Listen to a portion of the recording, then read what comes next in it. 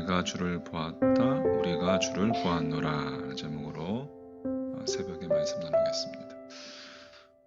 오늘 본문 24 또 25절 상반절 말씀을 다시 한번 보면 12 제자 중에 하나로서 디두모라 불리는 도마는 예수께서 오셨을 때에 함께 있지 아니한지라 다른 제자들이 그에게 이르되 우리가 주를 보았노라 하니 되어 있습니다.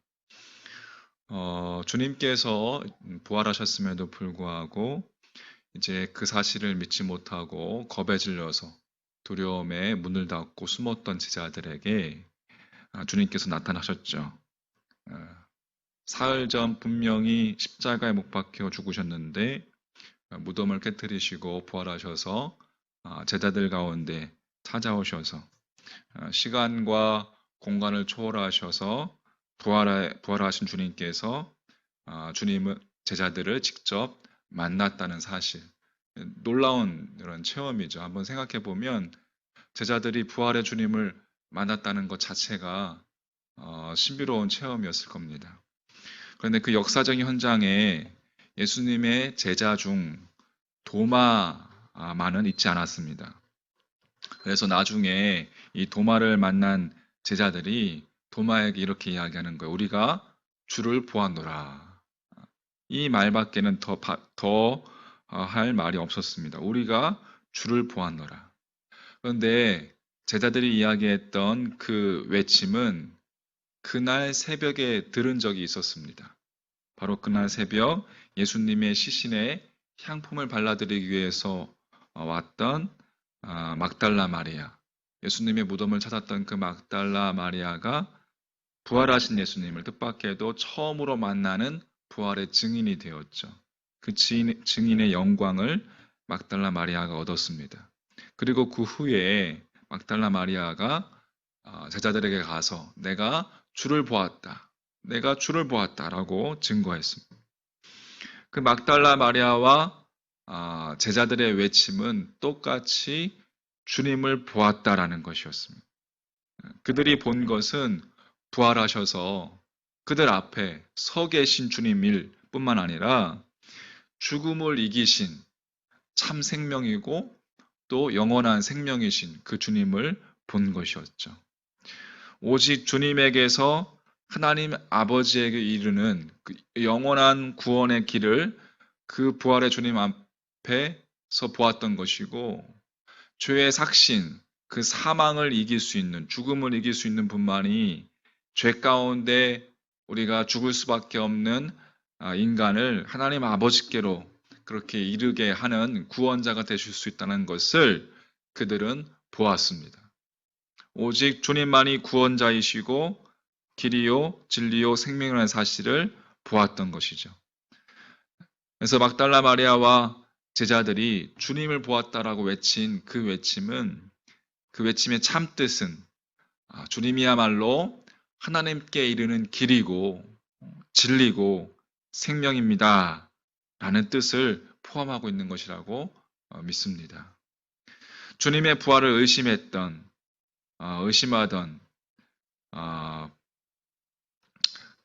누굽니까? 도마 역시 다시 찾아오신 주님을 배웠을 때에 나의 주님, 나의 하나님, 어제 말씀을 살펴봤는데 그렇게 감탄하였습니다. 도마 역시 부활하신 주님에게서 길이요, 진리요, 생명이신 주님을, 성자 하나님을 보았던 것입니다.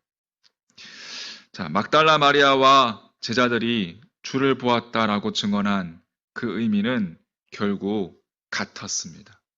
막달라 마리아가 내가 주님을 보았습니다. 제자들이 우리가 주를 보았노라. 그 똑같은 그 고백은 같은 의미를 포함하고 있는 거죠. 길이요, 진리요, 생명이신 주님을 보았다. 그런데 좀 더 우리가 깊이 말씀을 보면, 묵상을 해보면 같은 의미를 담고 있는 고백이지만 그 형태를 보면 그 형태상 두 가지 차이점을 우리가 발견할 수가 있습니다. 하나는 내가 주님을 보았다라고 고백한 그 막달라 마리아의 고백은 막달라 마리아가 혼자 혼자 했던 고백, 단수였던 데에 반해서 우리가 주를 보았노라라고 고백했던 제자들은 다수의 고백이었습니다. 또 두 번째는 그 고백을 들은 사람의 수, 막달라 마리아가 혼자 고백했던 내가 주를 보았다라는 그 고백을 들었던 제자들의 수는 가룟 유다를 제외한 11명의 제자들이었고, 제자들이 우리가 주님을 보았노라라고 고백했던 그 말을 들은 사람은 도마 한 사람이었습니다. 형태상 이러한 차이가 있는 것이, 우리가 여기서 묵상되어지는 것은 단 한 사람이라도 길이요 진리요 생명이신 그 주님을 바르게 증언하는 삶을 살기만 하면 반드시 열매가 따른다는 것입니다. 내가 주를 보았다라고 증언할 때 막달라 마리아는 혼자였어요. 그리고 그 말을 누가 믿어줄지, 그리고 그 고백했지만, 그렇게 증언했지만 제자들은 믿으려 하지 않았습니다. 누구도 그녀의 말을 믿으려 하지 않았어요. 그때 막달라 마리아의 마음이 어땠을까? 비참한 자신의 모습, 자신의 그 어두운 삶을 보면서 비천한 그 여인의 신실한 증언,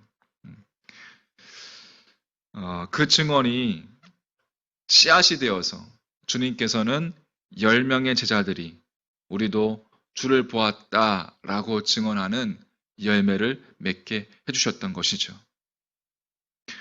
진리를 증거한 그 막달라 마리아.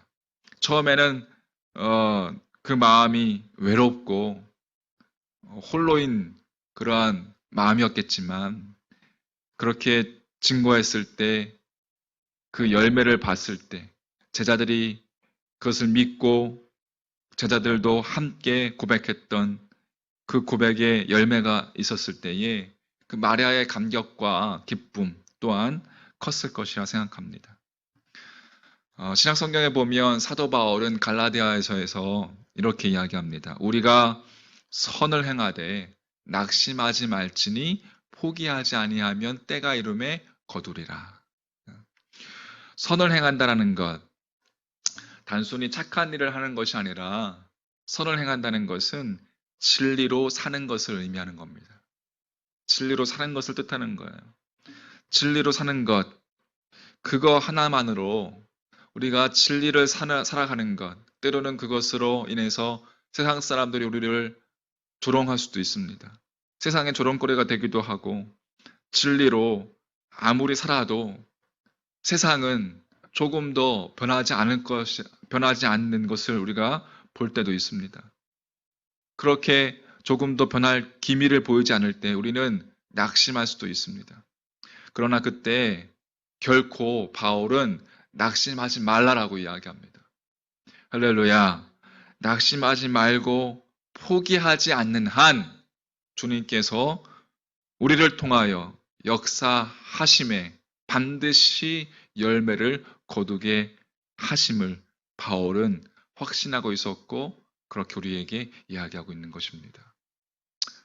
두 번째로, 한 사람이 다수에게 진리를 행하는 것도 귀한 일인데, 다수의 사람들이 한 사람에게 진리를 증거하는 것 또한 똑같은 가치를 지닌다는 것입니다. 10명의 제자들이 한 마음으로 도마에게 주님을 증언할 때 그들 앞에는 그렇게 도마 한 명뿐이었습니다. 그렇다고 해서 막달라 마리아보다 제자들이 행한 그 일이 덜 가치 있는 것이 아니었어요. 한 사람이 갖는 생명의 가치는 나머지 모든 사람이 갖는 생명의 가치와 동등하다는 거예요. 한 사람이라고 해서, 또 다수라고 해서 또 작은 한 사람이라고 해서 그 가치가, 그 생명의 절대적인 가치가 감소되는 것이 아니고 둘 다 절대적 가치가 같다라는 것. 생명의 절대적 가치는 수에 상관없이 모두 동등하다라는 것입니다. 할렐루야. 참 중요한 이야기입니다. 한 사람이라도 그래서 우리가 진리 안에서 바로 세워지는 그 일을 위해서 우리가 그렇게 노력을 한다면 세상을 하나님께로 인도하는 것과 똑같은 일이라는 거예요. 한 사람을 세우는 일과 세상을 하나님께로 인도하는 일을 똑같은 일이라는 거예요. 믿으십니까? 결론적으로 참된 그리스도인들은 언제 어디서나 어떠한 상황 속에서나 어느 누구 앞에서나 길이요 진리요 생명이신 예수 그리스도를 증거하는 삶을 살 수 있어야 한다는 것입니다. 주님께서 나를 통해 언제 어디서나 누구에게나 당신의 생명의 역사를 펼치기 원하시기 때문에 여러분 참된 그리스도인의 삶은 그렇게 주 예수 그리스도를 증거하는 삶을 살아야 한다는 사실. 할렐루야. 거룩한 주일, 길이요 진리요 생명이신 예수 그리스도가 어떠한 상황에서도 또 어느 누구에게도 우리의 삶을 통해서 여러분의 삶을 통해서 증거되어지는 기쁨을 체험하는 믿음이 되시기를 주의 이름으로 간절히 축복합니다. 또한 생명의 가치는 수와 상관없이 그것이 한 사람이건 그것이 다수이건 간에 동등하다는 사실. 그것을 잊지 말고 내게 주어진 한 영혼이라도 우리가 바르게 세울 수 있도록 노력한다면 그것은 세상을 하나님께로 인도하는 놀라운 일이라는 사실. 그것과 동등한 가치를 가지고 있다는 사실. 그것을 잊지 마시고 그렇게 여러분과 저의 믿음이 하나님 앞에서 바르게 세워지는 믿음 되어지기를 주님의 이름으로 간절히 축원합니다.